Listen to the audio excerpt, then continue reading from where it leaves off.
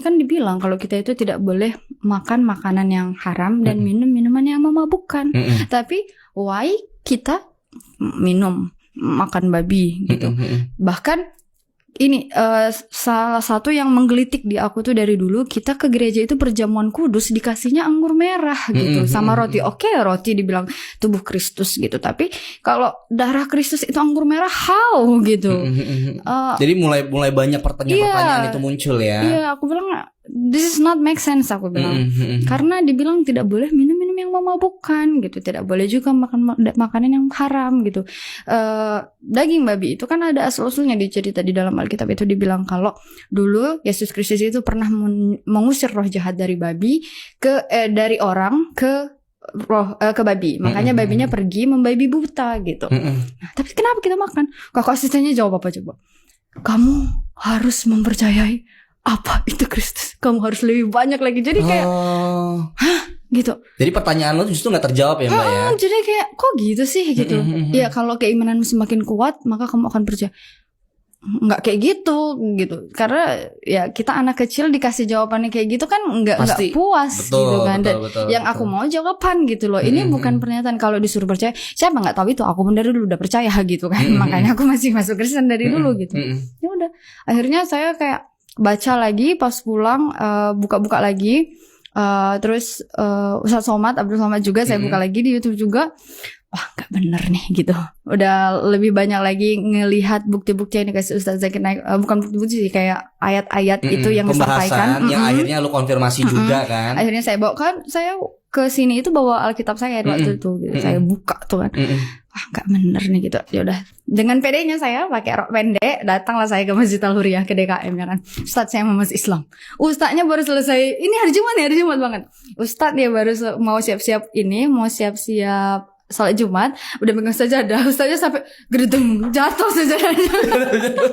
Saking kaget karena kan ini anak siapa gitu. Udah dia pakai celana pendek gitu kan. Saya benar-benar pakai hot pants gitu, pakai celana pendek. Ngomong mau masuk Islam, dia bilang, "Kamu duduk. Kamu tahu nggak semudah itu?" "Iya, Ustaz." "Saya tahu, tapi nggak apa-apa, saya masuk Islam gitu." "Kamu udah ngomong sama orang tua kan?" Nanti aja, masuk aja dulu gitu. Kaget dong ustaznya.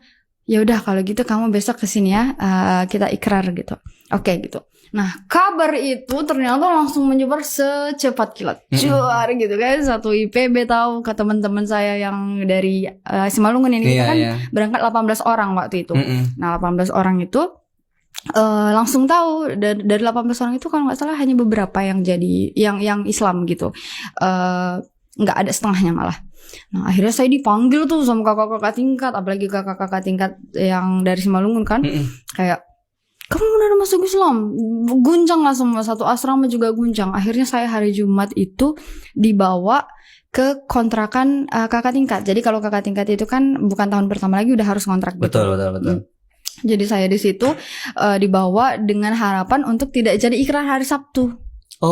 Jadi harusnya saya ikrar itu hari Sabtu, tapi jadinya hari Senin. Saya masih ingat tanggal 20 September 2015. Jadi harusnya Sabtu itu syahadat, jadinya hari Senin karena ada kejadian itu. Jadi saya ditahan tuh di kontrakan kakak tingkat saya tuh dari hari Jumat, Sabtu, Minggu. Saya sih nggak takutnya mereka nekat aja ngelakuin apa gitu kan. Kenapa? Apa ada pembahasan maksudnya membuat dari ilmiahnya atau seperti apa gitu?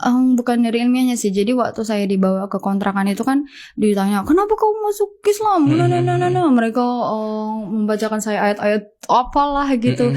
Pokoknya dirundungkan lah semuanya. Terus saya bilang, Enggak ada karena siapa-siapa, bukan karena siapa-siapa, bukan juga karena menikah. Kalau dulu saya diisukan karena menikah, dekat sama laki-laki gitu. Sampai sekarang saya masih single gitu. Jadi mereka mikirnya karena itu kan.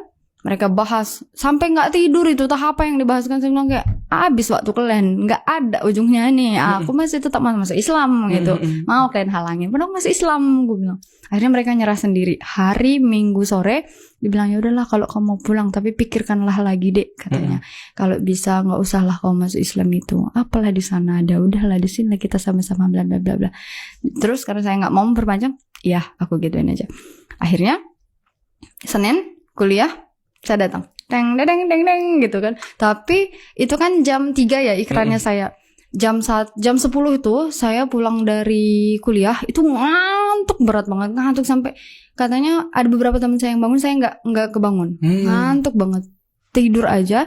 Saya itu berdoa sih, kalau memang bukan takdir saya untuk menjadi seorang muslimah, bangunin. Atau buat apa kek sesuatu yang akhirnya menghalangin gempa kek atau enggak jalan, kan waktu itu jalan kaki ya kalau dari asrama ke masjid itu nggak ada, anak pertama nggak boleh bawa kendaraan, atau ketabrak kayak sama bus kayak apa kayak pokoknya hentiin aja gitu. Ya udah akhirnya kayak bangun nih jam 2 sampai ustadznya aja khawatir saya ngeprank gitu kayak ini kok nggak ada, mana nih gitu, coba telepon kakak asramanya nelpon, ngetok-ngetok, godor-godor, saya nggak kebuka tuh kamar gitu.